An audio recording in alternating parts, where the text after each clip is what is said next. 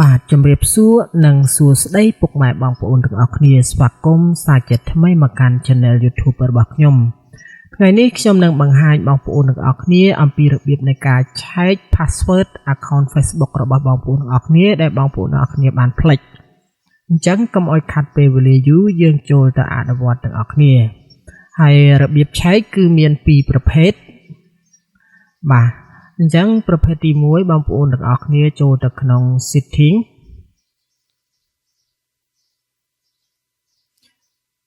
ឬក៏បងប្អូនទាំងអស់គ្នាចង់ចូលទៅក្នុងមួយណាមុនក៏បានដែរបងប្អូនទាំងអស់គ្នាចង់ចូលទៅក្នុង Gmail មុនក៏បានដែរអញ្ចឹងខ្ញុំសូមយក Gmail ជាឧទាហរណ៍មួយមុនចុះបាទអញ្ចឹងយើងចូលទៅក្នុង Gmail បាទអញ្ចឹងយើងចូលទៅក្នុងសញ្ញាត្រេ3បាទយើងចុចសញ្ញាត្រេ3មកបន្ទាប់មកទៀតយើងចុចអូសចុះក្រោមយើងនឹងឃើញពាក្យថា setting ត្រង់នេះអញ្ចឹងយើងចុចលើ setting បន្ទាប់មកវានឹងបង្ហាញ Gmail អញ្ចឹងខ្ញុំសូមយក Gmail មួយបាទបន្ទាប់ពីយក Gmail ហើយយើងចូលទៅក្នុង Manager account បាទ Manage យក Google account អញ្ចឹងយើងចុចត្រង់នេះមកដល់ត្រង់នេះបាទអញ្ចឹងបងប្អូនទាំងអស់គ្នាមកយកសញ្ញាកូនសោនេះបាទយើងចុច security បាទបន្ទាប់ពីចុច security ហើយយើងមកមើលបាទខាងក្រោមយើងអូសចុះក្រោមមកបាទបងប្អូនអរគ្នាអញ្ចឹងពេលដែលអូសចុះក្រោមមកវានឹងឃើញពាក្យថា password manager បាទ password manager នេះហើយយើងចុចត្រង់នេះបាទនោះវានឹងមកដល់ត្រង់ចំណុចនេះហើយយើងចង់ឆែក password account Facebook របស់យើងបងប្អូនអាចចុចទៅលើ Facebook ហ្នឹងបន្ទាប់មកវាឲ្យយើងដោះ password ដោយសារតែខ្ញុំ record បានជាវាបិទណាបងប្អូនអរគ្នាអញ្ចឹងaccount របស់យើងគឺវាចេញបែបហ្នឹងទាំង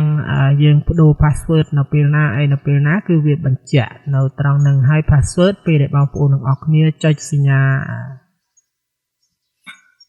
ក្របផ្នែកនេះមកវានឹងបង្ហាញក្រប password account Facebook របស់បងប្អូនទាំងអស់គ្នាហើយជាងនោះផងដែរគឺបងប្អូនទាំងអស់គ្នាអាចធ្វើវិធីសាស្ត្រមួយទៀតព្រោះទូរស័ព្ទវាមានផ្សេងគ្នាប្រភេទ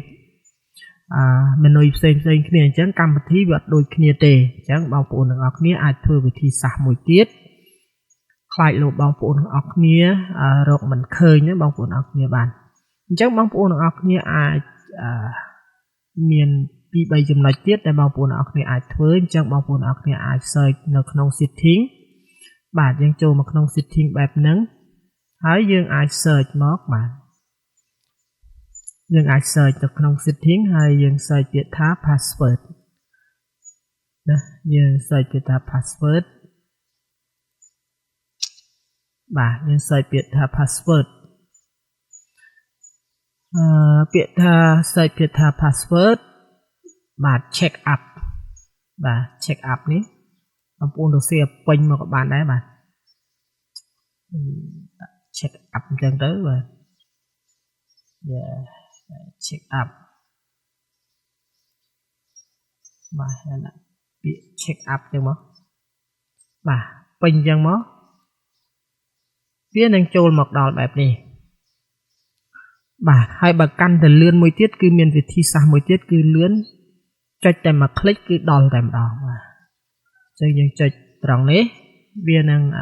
សូបែបនេះហើយយើងឃើញសញ្ញាឧទានបែបនេះយើងសញ្ញាបែបនេះយើងចុចលើវាយើងនឹងឃើញវានឹងបង្ហាញបាទបងប្អូនអរគ្នាវាបង្ហាញណាហើយបងប្អូនអរគ្នាចុចទៅលើពាក្យថា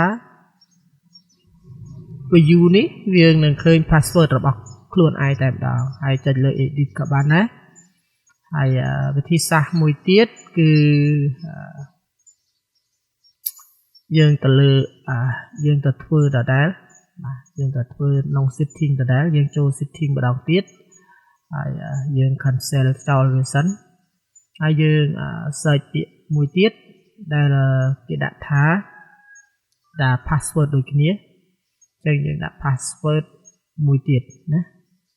វាមានពីវិធីសាស្ត្រហើយមួយទៀតគឺចូលបានលឿនហើយគ្រប់ទូរស័ព្ទដៃវាមានអ្នកខ្លះទូរស័ព្ទដៃខ្លះគេដាក់ខុសគ្នាចឹងបងប្អូនអរគ្នាគេដាក់អក្សរខុសគ្នាអញ្ចឹងពេលដែលយើងដាក់ថា password check up គឺពេលខ្លះវាអត់ចេញអញ្ចឹងយើងអាចដាក់ password ជាពិសេសមានពាក្យ password បាទបងប្អូនអរគ្នាអញ្ចឹងយើងដាក់ password មកអញ្ចឹងយើងដាក់ manager បាទនេះបាទវាយពេញអញ្ចឹងមកបងប្អូនអរគ្នាអាចវាយពេញចឹងបាទវិធីសាស្ត្រទី3នេះគឺវាលឿន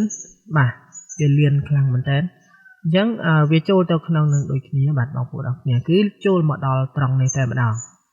អញ្ចឹងបងប្អូនអរគ្នាអាចសាកវិធីសាស្ត្រទាំងនេះបានដែលបងប្អូនអរគ្នាអាចដោះ password មកបាទដោះ password មកវានឹងបង្ហាញបែបនេះអញ្ចឹងសង្ឃឹមថាបងប្អូនទាំងអស់គ្នានឹងអាចធ្វើបានហើយបងប្អូនអរគ្នាដែលភ្លេច account password របស់ខ្លួនឯង